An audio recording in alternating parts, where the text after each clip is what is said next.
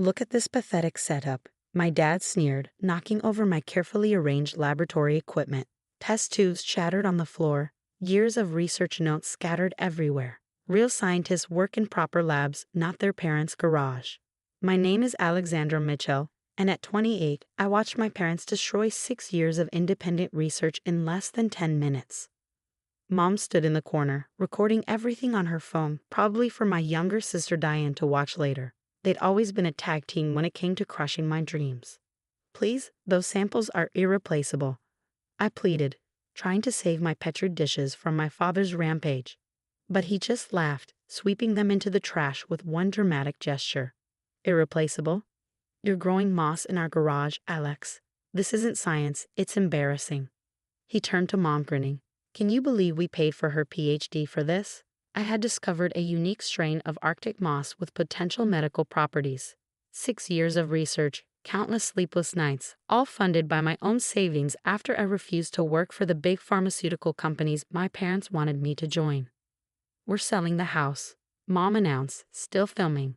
Diane needs the money for her fashion brand launch. You have 3 days to clear out this. She wrinkled her nose. Laboratory. And find somewhere else to live. The house they promised would be mine. The house where I built my research facility, carefully designed to maintain the precise conditions my specimens needed. The house they'd sworn I could keep when they moved to their beach condo. You can't do this, I said, my voice steady despite the chaos in my chest. I have a contract. You signed the house over to me last year. Dad's smirk widened. Check again, sweetheart. The contract was never filed. Just a little oversight. He made air quotes around oversight. Besides, Diane's business will actually make money, unlike whatever this is supposed to be. Mom zoomed in on my face, probably hoping to catch tears, but I wasn't going to give them that satisfaction. Not anymore. Well, she prodded, aren't you going to throw one of your tantrums? Instead, I pulled out my phone and made a call. Dr. Patel, it's Alexandra. Remember that offer? I accept.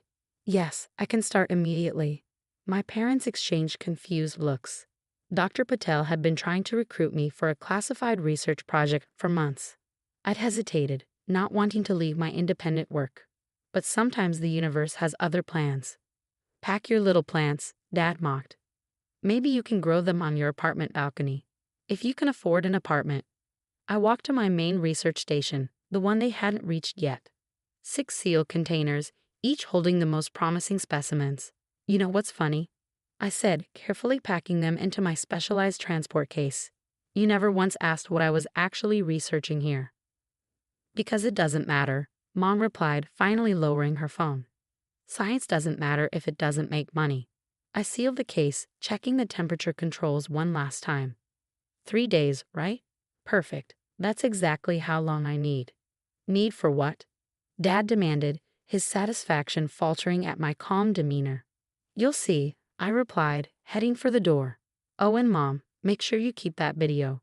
You're going to want proof that this happened. Where are you going? She called after me. To pack my things, and to make some calls. Don't worry about cleaning up the lab. My team will handle it. I paused at the doorway. And Dad? Real scientists don't work from home. Tell that to NASA. I left them standing in the chaos they created, my most important research safely in my arms. They thought they'd crushed my spirit, destroyed my work. But they'd actually done me a favor. Sometimes you need to lose everything to gain something greater.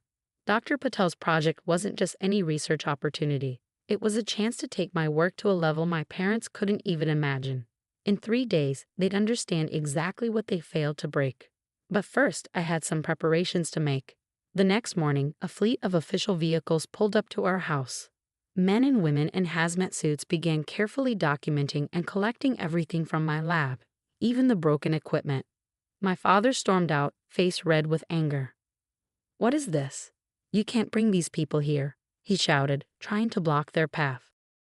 A tall woman in a crisp suit approached him, holding up her credentials. Sir, we're with the International Space Research Division. This laboratory contains classified materials. Please step aside. Mom came running out, phone ready to record again. But another agent stopped her. Mom, this is a classified operation. No recordings allowed. In fact, I'll need to delete your video from yesterday. My video? You can't do that. Mom clutched her phone protectively. Actually, we can. This falls under national security protocols. The agent held out her hand expectantly. I watched from my car as they secured the area. Dr. Patel stood beside me, reviewing the preliminary reports. Your Arctic moss strain is remarkable, Alexandra. The resistance it shows to extreme conditions. It's exactly what we've been looking for. I know, I said quietly. That's why I was so careful with my research. The applications for long-term space missions are incredible. A commotion drew our attention.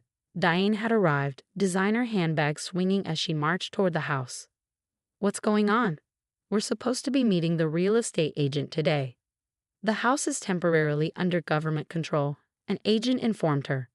No real estate transactions can proceed until our investigation is complete. Investigation. My father's voice cracked. What investigation? Dr. Patel stepped forward. Mr. Mitchell, your daughter's research facility contained highly sensitive materials crucial to our next space station mission. By destroying unauthorized portions of her lab, you may have compromised national security. I watched their faces transform from confusion to shock. Mom had gone pale, her phone forgotten in her limp hand. Diane stood frozen. Her perfect makeup couldn't hide her growing panic. Space station, Dad whispered. But she was just growing moss. Specially adapted Arctic moss. Dr. Patel corrected him. Moss that could help us create sustainable oxygen production in space. Moss that your daughter has been developing for the past 6 years under strict government observation.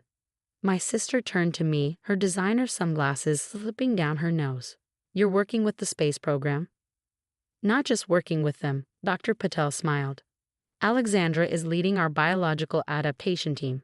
Her research is revolutionizing how we approach long-term space habitation. Dad took a stumbling step toward me. Why didn't you tell us? I tried. For 6 years, I tried to explain my work. You didn't want to hear it. You were too busy filming my failures and planning to give away my house.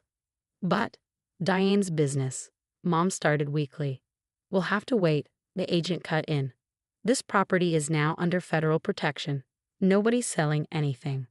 I turned to Dr. Patel. Is everything secured? He nodded.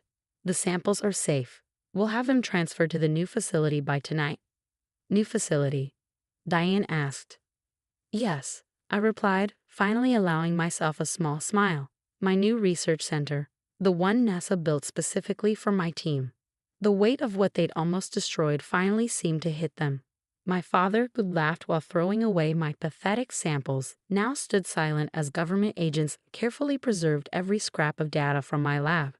My mother, who'd filmed my embarrassing work, watched as her video was deleted under national security protocols. Alexandra, Dad's voice was barely a whisper. Save it. I cut him off. I have a meeting with the space station design team in an hour. Dr. Patel, shall we? As we drove away, I caught one last glimpse of my family in the rearview mirror. They stood huddled together, watching as their plans crumbled around them, finally understanding exactly what they failed to destroy. But this wasn't about revenge. It was about something much bigger than their small-minded vision of success. My work would help humanity reach for the stars while they remained stuck in their earthbound prejudices. Tomorrow, the official announcements would begin. My name would be everywhere as NASA revealed their breakthrough in sustainable space habitation. But today, watching my parents' world shatter like the test tubes they'd broken was satisfaction enough. Dr. Patel glanced at me as we turned onto the highway, ready to change the world. I smiled, thinking of all the times my family had mocked my dreams. I already have. They just didn't know it until now. 1 month later, I stood on stage at NASA's press conference, explaining how my Arctic moss research would revolutionize oxygen production in space. The auditorium was packed with journalists, scientists, and space program representatives from around the world. In the back row, I spotted my family. They hadn't called since the day their plans fell apart. But here they were, dressed in their finest, trying to look like proud, supportive parents. Diane had even worn a custom-made dress with a galaxy print, probably hoping to catch some media attention. Dr. Mitchell, a reporter called out, "How does it feel to be the youngest scientist to develop a breakthrough for the International Space Station?" Before I could answer, my father stood up. As her father, I always knew Alexandra was destined for greatness. We supported her research from the beginning. The room fell silent. I caught Dr. Patel hiding a smile behind his hand. Actually, I said into the microphone, my voice clear and strong, I'd like to share a video that perfectly captures my family's support. My mother's face went white. She knew exactly what was coming. The giant screen behind me lit up with security footage from my lab. The same day, they destroyed my equipment, but from a different angle. One that showed my father's deliberate destruction, my mother's gleeful filming, their mocking laughter. This was filmed 1 month ago, I explained to the stunned audience. My breakthrough research wasn't developed in a state-of-the-art facility. It was created in my garage, funded by my own savings, while my family actively tried to discourage and destroy my work. The room erupted with questions. Cameras flashed. My parents tried to slip out, but the crowd blocked their exit. Dr. Mitchell, why show this footage? I looked directly at my family as I answered. Because somewhere out there, another young scientist is being told their dreams are worthless. Another researcher is working from their garage, their bedroom, their basement. I want them to know that great discoveries don't always come from perfect conditions. Sometimes they come from perseverance in the face of ridicule. Dr. Patel stepped up to the podium. Alexandra's moss specimens have already been successfully tested in space conditions. Next month, she'll be supervising their installation on the International Space Station herself. This was news to my family. Diane's mouth fell open. Mom grabbed Dad's arm for support. Yes, I confirmed, I'll be part of the next mission crew. It turns out that 6 years of working in isolation, maintaining precise environmental controls, and problem-solving with limited resources made me an ideal candidate for space station work. The irony wasn't lost on anyone. My parents' attempts to belittle my work had actually helped prepare me for one of humanity's most elite positions. After the conference, they tried to approach me. Mom was crying, Dad looked desperate, and Diane was already posting on social media about her amazing scientist sister. Alexandra, honey, Mom reached for me. We were wrong. We're so sorry. You were wrong, I agreed, stepping back. But this isn't about you anymore. My work, my success, my future, none of it belongs to you. But we're family, Diane protested. Doesn't that mean anything? Family? I laughed softly. Family supports each other. Family listens. Family doesn't destroy dreams for their own profit. The house, Dad began. We never filed the paperwork, but we could. Is now government property, I finished for him. Part of the new research complex. Your beach condo will have to do. As security escorted them out, I heard Diane wailing about her fashion brand dreams. But I had more important things to focus on. My team was waiting to review the final preparations for our space station mission.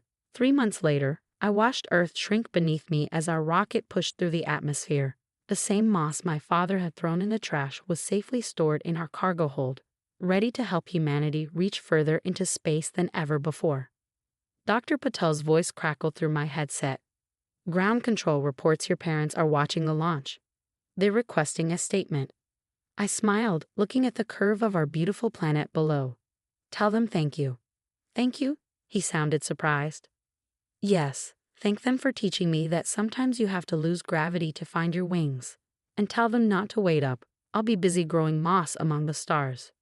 As we docked with the International Space Station, I thought about that day in the garage.